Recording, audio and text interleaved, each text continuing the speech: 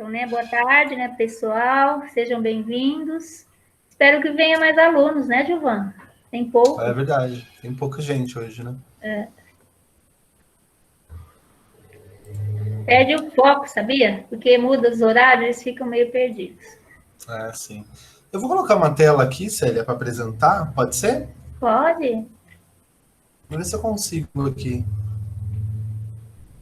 É só um trechinho, na verdade, que talvez eu leia, e uma pensadora também. Hoje a gente vai fazer como foi feito nos episódios anteriores, né? A gente vai apresentar a leitura feita pelos alunos, né?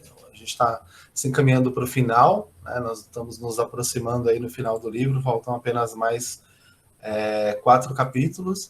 E hoje a gente vai fazer a leitura do 13 e do 14, né?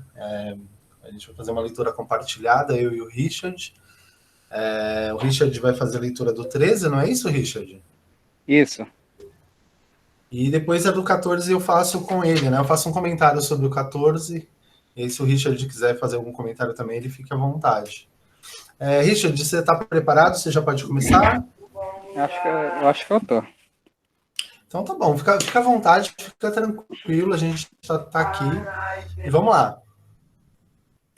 É, queria começar aqui nesse capítulo, quando eu comentei antes da gravação, que eu curto bastante esses livros que faz a gente pensar e sair um pouco mais do papel. E no início da leitura, ele é uma continuação no capítulo 12, e ele vai narrar uma história, acho que da Lenina com a amiga dela, em que ela vai estar contando que, mas eu não quero muito me ater ao diálogo, eu queria fazer acho que o que o texto me fez pensar quando eu li numa das partes que eu achei mais interessante. Então ela está conversando com a amiga dela e ela fala que ela está meio que apaixonada por um só homem e ela acha aquela ideia meio não acha certo que um homem, sendo que ela dá o exemplo de que tem milhões no mundo, então por que ela queria só um, sendo que ela podia provar outros. Então ela sugere que ela até fala que ela já provou e já com mais que meia dúzia por aí. E ela fala, olha, se você quer mesmo, então você vai lá e... Não, professor, não vou apresentar, não. Só na fala mesmo. Tá bom. Ela vai lá e diz que se você quiser, você vai lá e agarra ele. Ela com esse pensamento, muda o cenário. Ela tá, acho que, ao meu ver, não fala mais que eles estão numa casa. Então está ela e um homem denominado o Selvagem, que ela começa a se relacionar com ele. Eu acho bastante interessante também que o autor ele dá uma riqueza de detalhes para a beleza facial de Lenina. Então ele fala dos lábios dela como que é vermelho como carmesim, dá detalhes sobre o rosto dela. E em certo momento a Lenina tenta, pelo que vai desenvolver da história, que ao meu ver ela tenta, acho que fazer sexo com o selvagem, acho que é o John, e ela tenta impor aquilo, e acho que é nesse ponto que eu queria ver, que eu comecei a pensar, e o texto me fez pensar assim, quando eu li, eu tive que ler o capítulo mais de uma vez para ver se era aquilo mesmo, e comecei a entender uma ideia de que ela tentou impor a sua vontade acho, meio que sexual em cima do cara, aí ele acho que sentiu um sentimento de repulsa, e acabou expulsando, empurrando ela, e até machucando ela, onde que ela se privou no banheiro. Então, eu comecei a pensar numa figura, não paterna, mas uma figura responsável e de um filho, onde que um pai tenta impor no seu filho de forma autoritária a sua vontade. Então, era algo que ela começou a se despir, ela começou a tirar, deu uma riqueza de detalhes, como eu falei. Acho que ela tira a calcinha, vai tirando partes da roupa e vai deixando de lado. Então, ela vai tentando impor, ela vai, chega um momento que mostra que o selvagem consegue, eles dois sentem o lábio um do outro, então eles começam a se beijar ali no meio. E eu comecei isso que o texto me fez pensar, que ele me fez ir além do papel, não é igual se tem uma figura autoritária de um pai autoritário. Igual podemos ver um exemplo, acho que eu ouso até dizer que quase todos aqui, uma figura que fomos criados no contexto que sempre é o do porquê não. Então eu sempre fui criado assim, então eu sempre perguntava pro meu pai, pai, por que eu não posso fazer isso, por que eu não posso aquilo, por que isso e não aquilo? Por que não? Então tem essa figura autoritária do por que não. Então, nesse momento, a Lenina tenta impor a vontade dela sobre o selvagem, que ele é, como ele é descrito, e me fez pensar, me fez conjecturar por fora essa figura. Então, também que como outra coisa que ele me fez pensar foi quando pais tentam projetar nos seus filhos aquilo que o seu, acho que até seus, como posso dizer, suas, suas carreiras profissionais. Quando um pai tenta impor, seu pai queria ser determinada profissão X, ele acaba impondo em cima do filho aquele ponto frustrado que ele queria. Então ela fala que ela ardia em desejo por ele, e ela queria aquilo. Ela queria, acho que o sexo, isso vai decorrer, eu acho que é por 14 que acontece outra cena.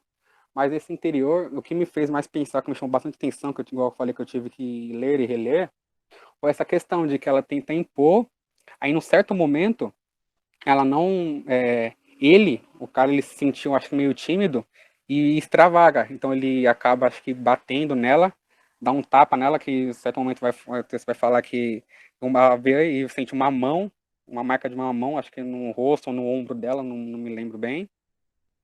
Eu achei bastante interessante essa questão, igual que eu comentei, eu tô gesticulando aqui, só que não tem ninguém vendo, tá? Mas é que eu sou meio doido, assim. Mas então tá essa figura, igual que eu sempre falei, a figura da Lenina, como um pai autoritário, e a figura do Selvagem, como um filho, em que ela tenta impor, e em certo momento, o filho acaba revidando aquilo que é imposto nele. E alguns vão chamar isso de rebeldia, mas às vezes não, às vezes ele só quer expor seu ponto de vista de que aquele não seria o momento certo para que aquilo aconteça. Dar um exemplo. Pais que desde pequeno tentam meio que adestrar o filho para uma carreira futura, sendo que aquilo não é a vontade do perfeito do filho. Vou dar um exemplo. Se eu fosse seguir eu seguiria em 3 carreiras. Eu faria contabilidade, ou eu faria direito, ou eu faria teologia. Contabilidade eu faria porque eu achei, já fiz curso sobre isso, e eu acho exatas, que é mais o meu forte do que humanas. Direitos é algo que minha mãe tenta impor, ela fala, não, eu iria gostar nisso, então acabou meio que impondo, e teologia é algo que eu gosto, que eu amo, eu faria. Mas a questão é que, se eu fosse fazer direito, não seria para mim, mas seria para agradar um próximo. E seria a mesma situação que a Lenina e o Selvagem, se ele fizesse, cedesse aos desejos de Lenina, ele não faria algo que ele queria, mas ele iria ceder para a vontade dela. Então, achei também bastante interessante esse desfecho que teve no livro, e essa foi meio que a, a citação, né? Não citação, mas que eu esqueci a palavra, estava tentando anotar aqui, só que eu não me lembrei, mas essa comparação dessa figura de Lenina impondo em cima do Selvagem, os seus prazeres subindo em cima, aquilo que ela queria, e ela não levou em conta aquilo que ele queria, se ele estava satisfeito com aquilo. Aí foi essa comparação que eu fiz de uma figura paterna ou materna, uma figura responsável, uma autoridade legal, e tenta impor de forma autoritária e totalitária em cima do filho sem objeções. Então, o filho não deveria. Eu acho que até acho que a professora que são mais velhos, então que ele viveria num tempo anterior, então isso era mais vigoroso, então isso era mais, você não tinha mais muita objeção com o pai. Igual se eu chegasse para falar, estava até falando com a Ari, se eu chegasse para conversar com meus pais, se eu não pedisse licença, se eu não dava bênção para meus pais, era motivo de depois daquilo você tomava uma coça em casa. Então, e a gente vai perdendo essas coisas. Não é que o pai não deveria ter autoridade sobre o filho, ele tem que ter. Mas eu digo de uma forma totalitária, que ele tenta impor, apesar da vontade do filho, não levando em conta aquilo que a criança almeja ser. Mas basicamente foi isso, professor, que é a citação que eu queria comentar. Tá ótimo, Richard. Aí a gente tem um 14, né? Para fazer uma síntese do 14, como você disse, né, a Lenina estava trancada no banheiro porque o John a havia agredido, né, havia ali um conflito entre eles, né? A Lenina acabou dando ouvidos a Fanny e resolveu tentar de alguma forma pressionar o John para concretizar o ato sexual, porque como a gente viu anteriormente, o ato sexual no Admirável Mundo Novo, ele é um ato político, né? Então, além de servir, obviamente, para trazer prazer para os indivíduos, ele também é um ato político, né? E aí acabou acontecendo isso que o Richard falou, né? O John acabou não aceitando, agrediu a Lenina, ela se tranca, né, no banheiro, e o John, o lugar onde eles estão, no apartamento onde eles estão, toca o telefone, A Lenina ouve o John falando, né, um pouco exasperado, um pouco assustado, ele desaparece, ela sai do quarto, e aí o próximo capítulo, que é o 14, inicia-se com o John chegando ao hospital. Ele chega a um determinado hospital em que a mãe dele, né, a Linda, havia sido internada e ela estava moribunda ali, próxima já da morte. E aí, esse capítulo, ele não é um capítulo que dá para tirar muita coisa, né? Mas você tem alguns elementos presentes nesse capítulo que podem nos ajudar a pensar em algumas coisas, né? O John é levado até o lugar onde a Linda está, onde a mãe biológica dele está, né? A enfermeira, no primeiro momento, estranha a presença de alguém lá. Ela diz, olha, não é muito comum que os pacientes nessa situação, que estão próximos da morte, recebam visitas. Né? Isso demonstra, em parte, como eles tratavam a morte e como eram as relações dentro daquele admirável mundo novo. Né? Já que não existe família, os laços de amizade eles eram muito líquidos, eles eram, né, para usar a expressão do Bauman, eles eram muito fugidios.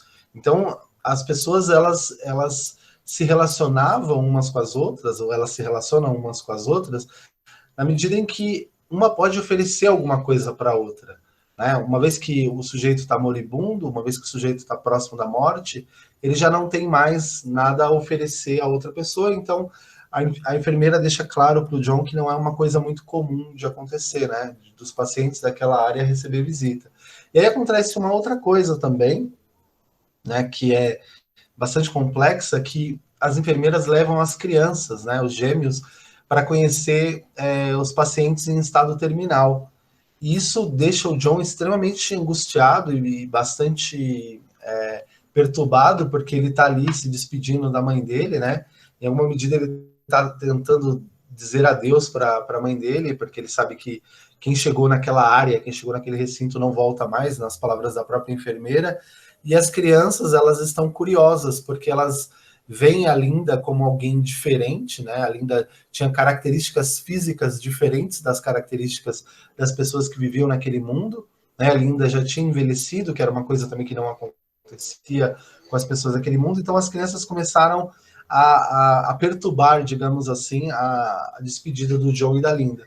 E aí o John começa a agir de maneira ríspida com as crianças que ali estão, e a enfermeira diz que as crianças estão ali para naturalizarem o contato com a morte, para entenderem como a morte funciona, que isso fazia parte do condicionamento das crianças. Então, é interessante, né, que durante o livro inteiro, o Huxley ele não entrega tudo de uma vez, ele vai apresentando as características do Admirável Mundo Novo, como o Richard falou, aos poucos, né?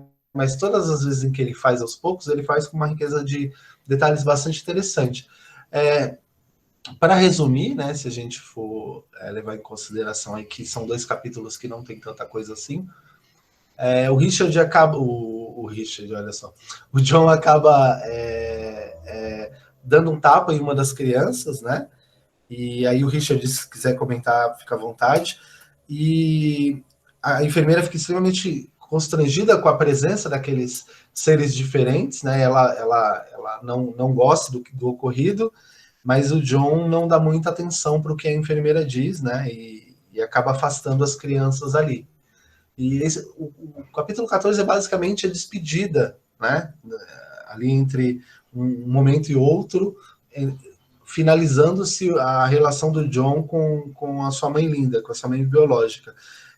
Nesse momento também vale frisar que o John estava bastante triste, porque a mãe dele, nos momentos de delírio, ela estava falando de um dos selvagens com que ela se relacionava no mundo selvagem, né? Então o John, isso também angustiou bastante o John, e o capítulo acaba exatamente com a morte, né? A Linda acaba por padecer, o John se coloca de joelhos ali, chorando tristemente, e isso também vira um espetáculo para as crianças que estão vendo uma pessoa chorar porque outra morreu, porque não era natural, né? Para aquelas crianças que estavam ali, embora pequenas, assistir tal espetáculo, né? Então, é interessante pensar que as diretrizes do mundo novo, do Admirável Mundo Novo, elas são totalmente diferentes do nosso, né? O John, que era um sujeito que é um sujeito livre, digamos assim, ele não se submeteu aos padrões, né, até porque ele não aprendeu do Admirável Mundo Novo,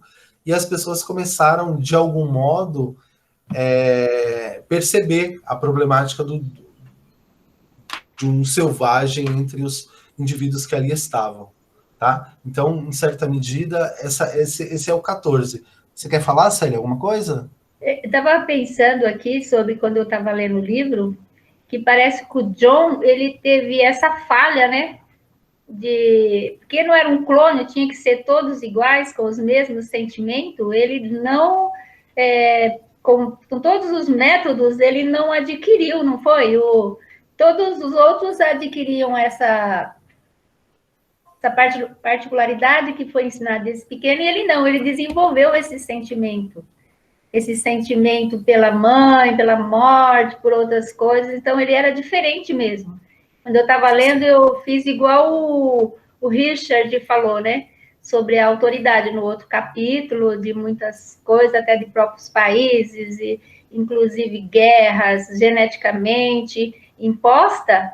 Esse John, ele também não adquiria todos os... Não ficava igualzinho os demais que tinha a mesma qualidade que ele. Ele desenvolveu e ele não tinha medo de expor esse sentimento, chorar, ele foi agressivo. Então, assim, ele tinha sentimentos diferentes. Isso se dá, né, em parte porque, embora o John tenha sido criado pela Linda, que era alguém civilizada, né, digamos assim, o John também tinha uma relação com os nativos, né?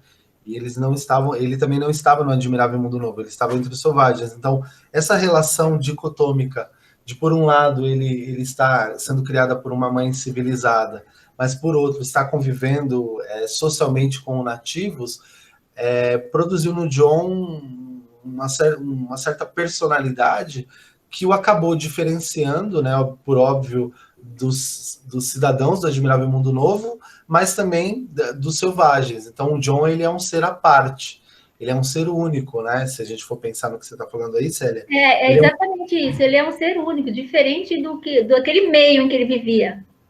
Exatamente. É interessante pensar nisso, né? Se a gente for levar isso a cabo, porque o John, ele é uma radicalização do Bernard, né? O Bernard nasce no Admirável Mundo Novo e o Bernard é tido pelos seus pários, né? Pelas pessoas que estão ali na mesma condição que ele, como alguém à parte, né? Porque ele tinha as ideias próprias, porque fisicamente ele também era diferente, mas ele é alguém pertencente ao Admirável Mundo Novo. No caso do John, o John é um sujeito totalmente páreo, ele está totalmente fora, tanto do acolhimento que os selvagens deram, e a gente percebe nos capítulos anteriores, porque os selvagens não aceitavam ele, né, nos rituais, em todos os rituais que nós tínhamos ali, os selvagens não o aceitavam, e por outro lado, nesse mundo civilizado, ele também não é aceito. A tolerância que as pessoas têm com ele se dá porque ele é um ser muito diferente, né? Então ele gera curiosidade nas pessoas. Eu acho que nesse sentido, Célia, ele é um sujeito fora, né? À parte. Então, nesse contexto, daria para a gente pensar. Isso me fez pensar, né? Até baseado numa fala do Gabriel Cerqueira, né, no final da última aula que a gente teve, com relação à ideia de pensar o Admirável Mundo Novo como uma sociedade fechada, né? Porque a gente tratou numa das aulas, a nossa última aula foi sobre as sociedades abertas, e aí o Gabriel falou, poxa, professor, será que a religião também ela não cumpre esse papel? Porque a gente estava pensando ali na Idade Média, né? Durante muito tempo, a Idade Média a Europa da Idade Média foi, se a gente for pensar assim, um continente fechado. Quem não se alinhava, quem não se adequava ao ideal teocrático, digamos assim, acabava sendo ou violentado, né? Acabava sendo morto de algum modo, ou acabava sendo expulso, né? Daí matar pessoas, queimar pessoas, né? Essas pessoas que não se adequam a um determinado padrão. Isso no Admirável Mundo Novo é bastante interessante. Você quer falar, Célia? Fica à vontade. Exatamente, Gilvan. Eu acho que ainda existe alguma sociedade que é assim ainda. que tem essa particularidade de não aceitar determinados assuntos, determinadas, sei lá o quê, manias. Então, eu acho que ainda existe no nosso meio. Sim, Célia, sim, eu concordo com você, né? A gente tem, por exemplo, se a gente for pensar, por exemplo, no Admirável Mundo Novo como uma sociedade fechada, e aí provavelmente vocês se lembram do que faz uma sociedade se fechar, né? O que faz uma sociedade se fechar, segundo Karl Popper, que é o autor que a gente estudou, é exatamente a nobreza de coração. Isso quer dizer o seguinte, que são as boas intenções do político ou de quem governa um determinado lugar que tornam o lugar intolerante, que tornam o lugar um lugar que não é acolhedor, né? Nesse sentido é bastante interessante pensar, porque quando eu estava lendo esses 2 capítulos, a pergunta que eu me fazia era a seguinte: será que o John é livre? Né? Porque o John ele conhece os 2 mundos, né? Porque ele foi criado por uma pessoa civilizada e ele nasceu no ambiente que os selvagens estavam, e ele não se submete a nenhum dos mundos. Ao mundo ao qual ele queria se submeter, que era o mundo dos selvagens, ele não foi acolhido, ele não foi aceito totalmente. E nesse mundo novo, né, ele não consegue se adaptar, até porque ele já tem uma vivência no mundo anterior. E aí a pergunta que eu me fazia era: será que o John é livre? Será que existe liberdade nas ações do John? Porque no próprio hospital, né, o fato do John também desconhecer os procedimentos demonstrou que o John não estava muito preocupado com a realidade que o cercava. Ele estava muito mais preocupado em dar adeus para a mãe dele, né, para a família dele, para se despedir ali em alguma medida. E aí eu acabei me recordando desse trecho, né, desse livro da Hannah Arendt, em que ela trata, tem um capítulo 4, em que ela trata o que é liberdade, e ela vai exatamente problematizar essa questão. A Hannah Arendt, ela vai dizer uma coisa que eu acho muito interessante. Ela vai dizer, de todos os temas metafísicos, né, o que são os temas metafísicos? O amor, a política, Deus, todas essas coisas que a gente pode pensar, mas que a gente não pode tocar. Ela vai dizer, a liberdade foi o último tema político, o último grande tema metafísico a ser pensado filosoficamente, a ser pensado sociologicamente, né? E ela vai dizer, isso acontece porque a liberdade, ela é uma condição e um pressuposto da própria vida política, né? E a vida política, ela se dá socialmente. Então, vivendo socialmente, você tem ali as pessoas começando a pensar na liberdade. Porque quando você vive num lugar em que não há convívio, em que não há relação entre as pessoas, em que as pessoas não fazem aquilo que elas gostam e não fazem aquilo que é necessário, a liberdade não é um tema importante. As pessoas não pensam na liberdade em si. E eu não sei se vocês pararam para analisar que no Admirável Mundo Novo, a liberdade ela não é discutida. As pessoas não estão muito preocupadas se elas podem ou não fazer determinadas coisas, porque no Admirável Mundo Novo, os papéis sociais eles são determinados e estabelecidos. Então, ser livre é cumprir aquilo que eu nasci para fazer. Percebam, existe uma distorção no conceito de liberdade no Admirável Mundo Novo, que é bastante complexo, porque a liberdade ela não é debatida, né? A gente pode pensar aqui na seguinte metáfora, né? Normalmente as pessoas começam a pensar na própria saúde quando elas estão doentes, né? Então, normalmente, o sujeito começa a se preocupar, ainda mais quando a gente é jovem, né? Quando a gente é jovem, a gente não se preocupa muito com a nossa saúde, porque a gente tem uma saúde muito, muito em dia. Quando a gente começa a ficar mais velho, começam a surgir as dores e as enfermidades, a gente começa a pensar na nossa saúde. E é mais ou menos isso que a Hannah Arendt vai dizer quando ela está falando da liberdade. Ela vai dizer, socialmente, enquanto os indivíduos eles não se relacionam politicamente, e lembrando, senhores, se relacionar politicamente não é ir lá para o Congresso, falar de partido. Se relacionar politicamente é viver em sociedade, né? Porque a palavra política, como vocês aprenderam lá no primeiro ano, vem de um termo grego, polis, vem do termo grego polis, né? Então, política é viver na cidade, viver na polis. E aí, quando o sujeito começa a vivenciar e a viver na polis, os seus desejos e os seus deveres começam a vir à tona. Então, tem aquilo que ele quer fazer e tem aquilo que ele pode fazer. Só que aquilo que ele quer e que ele pode é delimitado pelo outro também.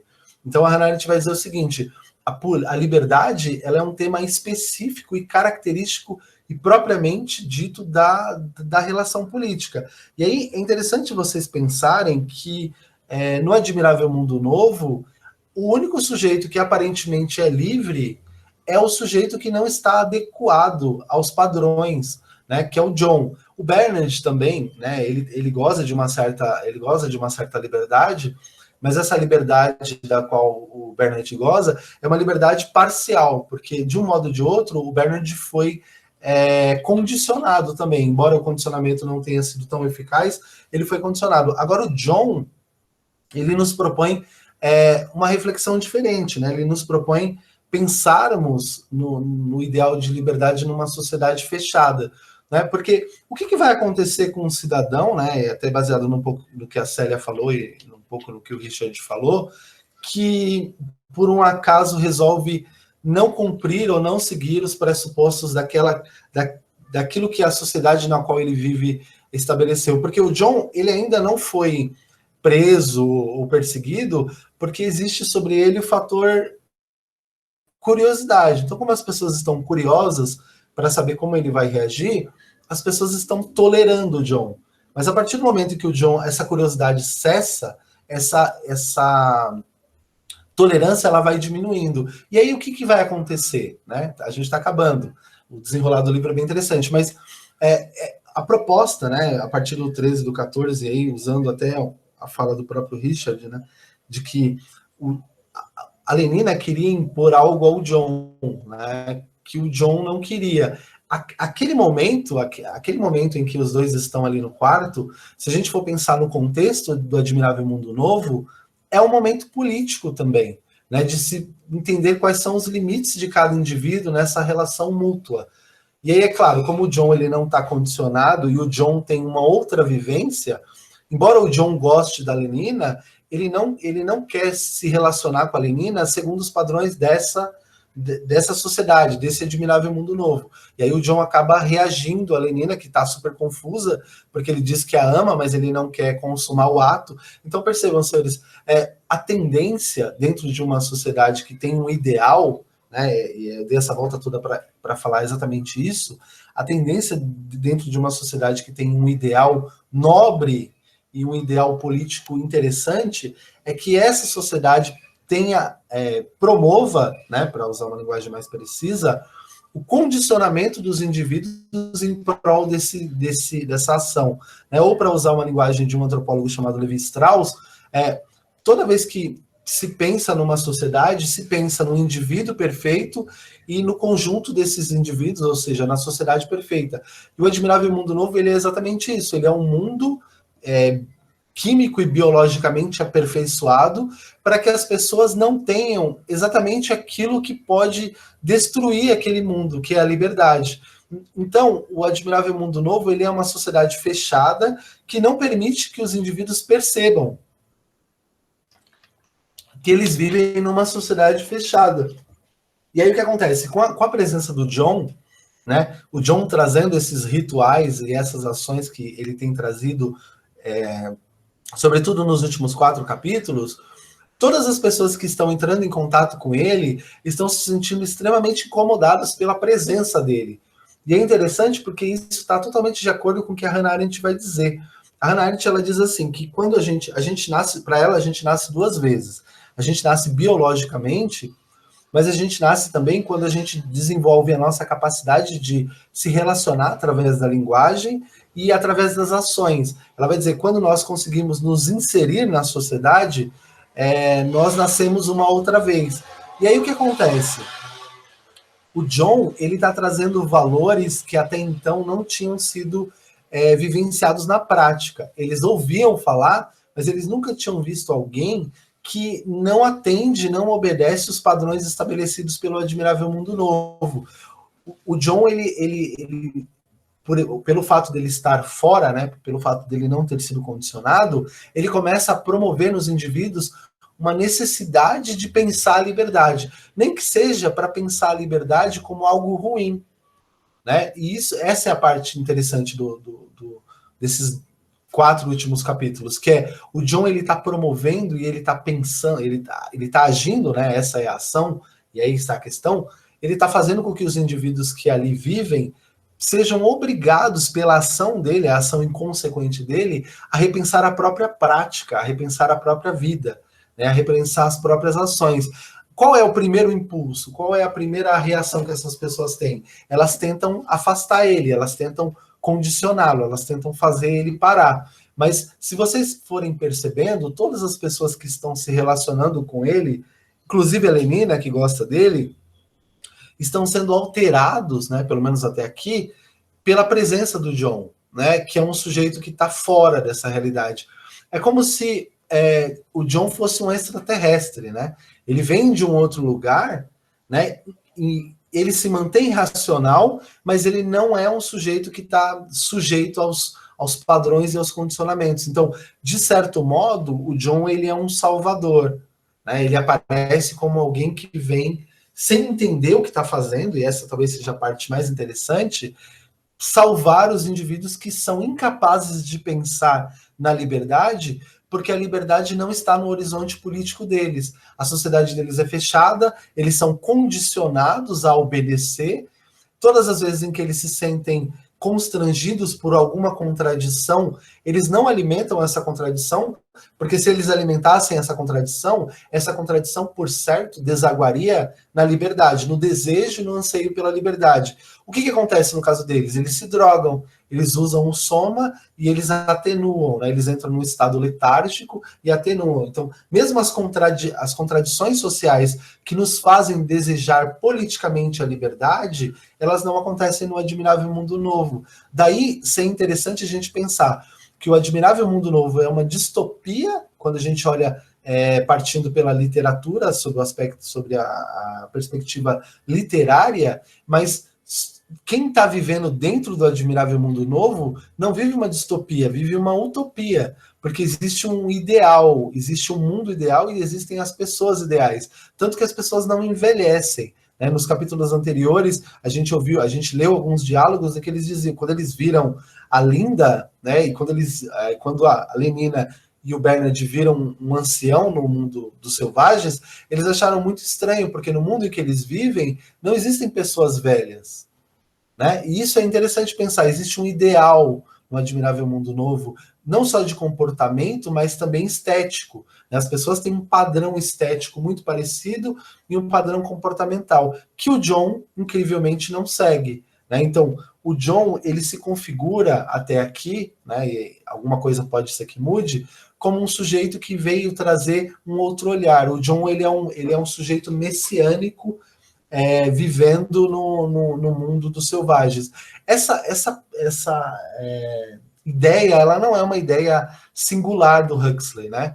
Isso acontece também no Tarzan, né? Quando quem já assistiu o filme, ou quem conhece a literatura, sabe que isso é a mesma coisa, né? Um selvagem acaba sendo levado para a cidade em determinado momento, e as pessoas da cidade que tomam esse selvagem como um animal se veem em determinado momento obrigadas a repensar as suas próprias práticas sociais, porque o sujeito é capaz de vivenciar uma outra realidade que não a deles. Isso acontece no Tarzan e em outros filmes também, né, em que isso pode acontecer com homens que vivem fora ou com seres, né, que vêm de outras galáxias e tudo mais, mas a ideia é sempre a mesma.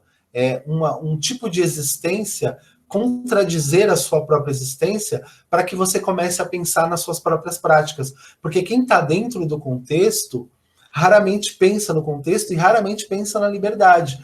Daí a ideia, né, que uma ideia que a minha é muito cara e da qual eu gosto muito, né, que o Chesterton fala do Jack, o matador de gigantes, né, que o Jack subiu no morro para procurar o gigante e não o encontrava, até que ele foi submetido a um terremoto, né, e aí ele cai, ele rola ao morro e desmaia. Quando ele acorda e ele vê o lugar que ele achou que era um morro, na verdade era o pé do gigante. Ele subiu no pé do gigante para procurar o gigante, e ele não estava achando o gigante. Essa é uma questão interessante, porque quem está dentro do contexto raramente consegue vislumbrar os problemas. Os problemas, eles começam a ser percebidos a partir de um certo afastamento, a partir de um certo distanciamento. Mas como não dá para você sair de uma sociedade na qual você vive, esse afastamento se dá não pelo seu distanciamento físico, mas ele se dá pela presença de alguém que é diferente de você, né? Então, nesse sentido, talvez o capítulo 13 e o capítulo 14, ele nos ajudem a pensar essa relação, né, do diferente. Qual é o papel que o diferente cumpre quando o diferente está diante de mim? E por que esse desejo e esse anseio quase que desenfreado de contradizer o diferente, ou de esconder o diferente, ou de eliminar o diferente, né? Por que as pessoas estão tão incomodadas com essas diferenças? Percebam, o Huxley, ele está radicalizando. Então você tem o Bernard como alguém diferente, e você começa a dizer, bom, isso é legal, né? O Bernard está fazendo as pessoas pensarem. E aí o Bernard encontra um cara mais diferente que ele. É um cara que é uma total ruptura. Né? E essa total ruptura com os outros sujeitos fazem com que os sujeitos que estão dentro repensem as suas práticas. Isso acontece com a gente também, né? Talvez a gente possa pensar aí quando chega alguém diferente no ambiente em que a gente está, quando chega um aluno diferente na escola, quando chega um funcionário diferente no nosso ambiente de trabalho, ou quando a gente, por algum motivo, é obrigado a conviver com pessoas que não estão ali no nosso hall de amigos, que não estão ali no nosso convívio, e essas pessoas com seus hábitos e com o seu modo de agir, com a sua ação prática, elas nos obrigam a repensar as nossas próprias práticas. Quer seja para reforçar aquilo que a gente acredita, quer seja para fazer a gente repensar tudo aquilo que a gente tem feito até aqui. Então, eu gostaria que vocês respondessem essa pergunta, né? Talvez no Padlet, ou talvez, eu não sei, talvez a gente gere, né, Célia? Um formulário para eles, mas eu queria que vocês dissessem se o John é livre, e se ele for livre, o porquê ele é livre. Né? O que constitui a liberdade do John? Pode falar, Célia, fica à vontade. Não, você falou exatamente. É uma boa questão para a gente perguntar para eles, que eu estava vendo você falar sobre isso daí, e hoje nossa sociedade, será que é totalmente livre? Trazendo para cá, né? O que você falou de pessoas que vêm no nosso meio, que faz você repensar, ou para aderir ao que ela está trazendo de novo, ou para repensar nas suas convicções que você já tem, né? Então, isso no nosso meio de vida hoje acontece a todo momento. Por exemplo, eu vou citar os alunos, né? Tem esse tempo todo para estudar, mas quando vai... E às vezes não dá o tal valor. Quando vai fazer um concurso público, aí que vai... Ou outra coisa que vai exigir aquilo, vai ver o quanto tempo perdeu, por que não estudou, aí vai querer rever os conceitos todos de novo, imediatamente. Então, isso faz nós repensar mesmo nos nossos atos e as nossas dificuldades no nosso meio social de hoje. Hoje também nós vivemos num mundo que diz ter liberdade, e será que a liberdade existe? Sim, mesmo? Então, essa é uma questão. Porque eu não sei se o Richard lembra desse episódio. O Richard caiu a conexão, ele está falando aqui que ele não está conseguindo mais entrar, né? Não sei se ele entrou de novo. Acho que não. Tá. Mas tem um momento em que quando a Linda morre, né, pra gente se encaminhar para o final, quando a Linda morre, o John se coloca de joelho e começa a chorar. E aí todas as crianças que estão ali observando, tentando naturalizar a relação com a morte, elas ficam observando o fenômeno ali, observando o momento, e elas ficam totalmente estarrecidas. E aí a enfermeira, que é responsável pelo condicionamento deles, diz, olha, a gente precisa que você pare de fazer o que você está fazendo, porque essa sua ação aí vai atrasar o condicionamento deles em pelo menos 7 meses. Percebam que interessante, né? Eles estavam sendo condicionados a se relacionar com a morte de uma maneira indiferente. Quando elas veem uma pessoa se colocando de joelhos e chorando a perda de um parente ou a perda de um amigo, enfim, qualquer que seja o momento ali, qualquer que seja o indivíduo, a própria enfermeira percebeu que aquilo era um problema para o condicionamento. Então ela vai dizer, se a gente não tirar as crianças daqui, isso vai atrapalhar totalmente o condicionamento, porque as crianças vão começar a imaginar que a vida tem algum valor, né? Que a vida das pessoas que estão no hospital tem algum tipo de valor. E esse tipo de vínculo é o que não é bem quisto, não é bem aceito no Admirável Mundo Novo. Né? Eles precisam ser como átomos, individualizados. Eles se relacionam, mas cada um mantém-se no seu próprio núcleo.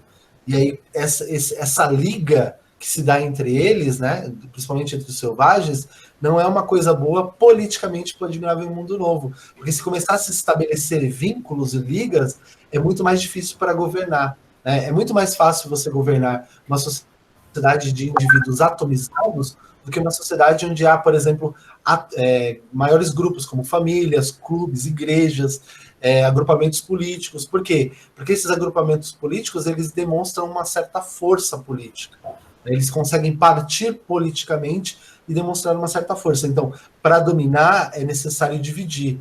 Tem até uma frase conhecida, né, um adágio conhecido, que é dividir para conquistar. Então, é necessário que não haja vínculos entre os indivíduos para que essas vidas atomizadas e individualizadas, elas permaneçam dentro desse contexto nihilista, que é o que o Admirável Mundo Novo né? É um mundo sem vínculos, onde os vínculos são traçados simplesmente para que as relações aconteçam. É exatamente para isso. Então, você tem alguma coisa para me oferecer, eu tenho alguma coisa para te oferecer, a gente faz essa troca, mas depois a gente se desvincula, e aí cada um vive a sua realidade. Né? Se a gente fosse pensar a partir da sociologia do Bauman, ele ia chamar isso de tempos líquidos, né? Um mundo líquido, onde as relações elas não têm nenhum tipo de concretude, porque elas estão sempre pensando, o sujeito sempre pensa no outro com a mesma lógica que seria a lógica do consumo. Então eu te dou alguma coisa, a gente faz uma troca aqui, e depois que essa troca se concretizar, a gente finaliza e parte para outra. Né? Então, para você configurar uma sociedade igual ao Admirável Mundo Novo, onde a liberdade não é um pressuposto e onde as pessoas não desejam a liberdade, é necessário, por incrível que pareça, que as pessoas sejam extremamente livres, mas não livres no que elas fazem, né, porque elas são condicionadas, mas livres de vínculos, porque são exatamente os vínculos, pelo que o Huxley está demonstrando, que trazem problema para a reflexão política do Admirável Mundo Novo. Então, o Admirável Mundo Novo é uma sociedade fechada, e ele é uma sociedade fechada na sua maior potência, porque ela é fechada e os sujeitos são condicionados psicológica e fisicamente a cumprirem papéis determinados dentro daquele ambiente. Então, essa é a questão. Né? Eu acho que a gente pode se encaminhar para o final. É natural, esses 2 capítulos, como eu havia conversado com a Célia, são mais curtos mesmo, não tem muita coisa para tirar, mas eu acho que é interessante a gente pensar nessa questão, né? A gente vai discutir, né, Célia, se a gente coloca no Padlet ou a gente gera um formulário, mas seria interessante que vocês dissessem, produzissem uma reflexão falando da liberdade, né? Vocês acreditam que o John é um sujeito livre? E se ele o é, né, se de fato ele é livre, o que configura essa liberdade? Né? O que faz do John um sujeito livre? Né? Então, eu acho que é isso, Célia. Você tem algum comentário a fazer? Tenho não, Divan. Tenho não, Divan. Não tenho. Alguém tem algum comentário a fazer? Acho que não, né? Tranquilo. Tranquilo, né? Então, essa é a ideia. É a gente pensar no conceito de liberdade e a gente também pensar aí o que configura essa liberdade, o que faz com que um sujeito seja de fato livre, se é que existe liberdade.